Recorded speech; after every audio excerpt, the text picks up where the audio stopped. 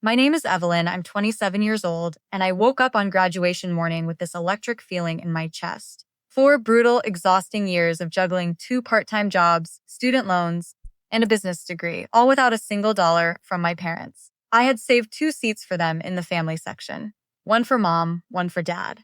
When they called my name and I walked across that stage, I looked out at the crowd, and both of those seats were still empty. I smiled anyway and finished the ceremony. It was only after, when I pulled out my phone, that I understood exactly why they never showed up. If you truly love and appreciate your parents, take just 1 second to subscribe to this channel. It means a lot to us. And before you go, tell me in the comments, which country are you watching from? 4 years of 2 part-time jobs, student loans, and a degree in business administration, entirely on my own. That morning, I ironed my own gown, pinned my own cap in a tiny bathroom mirror, and told my reflection I had made it. I'd texted my parents the week before with the time and location. My mom replied with a plain, "Okay, honey." My dad sent a thumbs up. No excitement, no pride, just that. I told myself they simply weren't expressive people, and that showing up was what mattered. They never showed up. I sat in that auditorium surrounded by hundreds of families, cheering, waving signs, cameras flashing everywhere. And when they finally called my name, Evelyn Marie Carter, I walked across that stage and looked straight at 2 empty seats. I refused to let that moment collapse under their absence, so I shook the dean's hand, took my diploma, and held myself together until I got back to my seat. It was afterward that everything cracked. I pulled out my phone to call them, half hoping there had been some emergency. Instead, I saw this Instagram notification. My mother had posted photos from a restaurant 40 minutes earlier while I was walking across that stage, celebrating my brother Daniel's promotion at work. The caption said how proud she was of her son. My hands were shaking when I called her. She picked up laughing at something background noise of clinking glasses and music behind her. "Oh, Evelyn, hi, honey," she said like it was any ordinary evening. I asked where they were, already knowing. What she said next I will never forget. She told me, almost casually, that they already had one success in the family, so they hadn't really expected me to finish.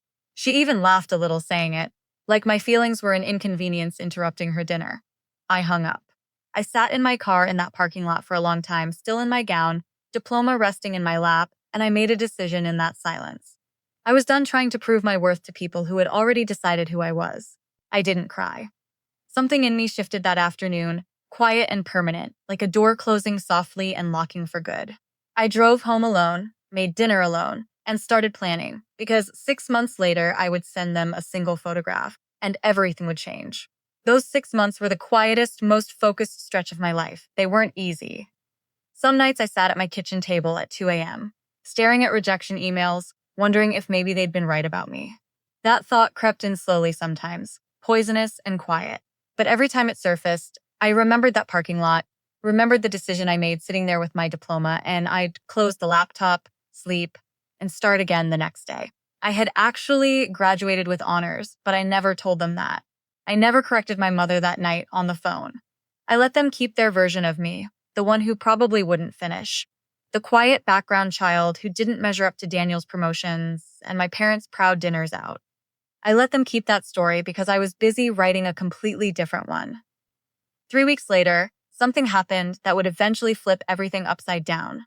I landed an entry-level analyst job at a mid-sized financial consulting firm downtown. It wasn't glamorous, coffee runs, spreadsheets, staying 2 hours late, learning things nobody asked me to learn. But I was relentless about it. I studied the senior consultants, asked questions that made some of them uncomfortable, volunteered for projects nobody else wanted. Slowly, then suddenly, people started noticing. My manager noticed. Her manager noticed. By month 4, I was sitting in client meetings.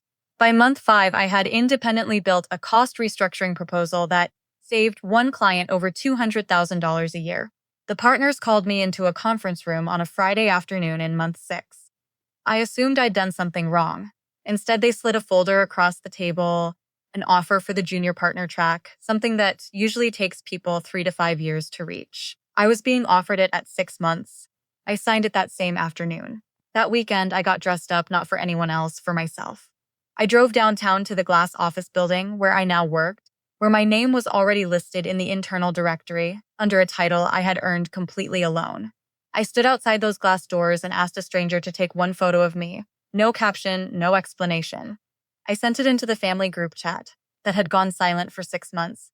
then set my phone face down on the passenger seat. 40 minutes later, I picked it up to 47 missed calls from my mother.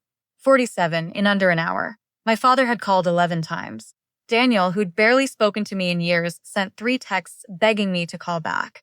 When I finally called my mother, she wasn't laughing this time. She was crying. She had Googled the building. She had looked up the firm. She understood exactly what that photo meant. That the daughter she didn't think would finish had not only finished, but had already outpaced everyone else in the room. She kept apologizing, kept saying she didn't know. I listened quietly, the same way I'd listened to her laugh on graduation day. When she finished, I said something I had rehearsed in my head for 6 months. I told her I forgave her because carrying that anger was too heavy for the life I was building. But forgiveness didn't mean going back to how things were. Trust isn't a switch you flip. Respect has to be constant, not something that turns on only once someone becomes impressive enough to brag about. She went quiet after that. I think about that parking lot sometimes. That girl in the graduation gown sitting alone with her diploma. I don't feel sorry for her anymore. I feel grateful because the moment my family chose not to show up for me was the moment I finally had to show up completely for myself. And that turned out to be the most powerful thing that ever happened to me. You don't need a cheering section to build something real. You just need to keep going on the days the seats are empty, because those are exactly the days that end up defining you.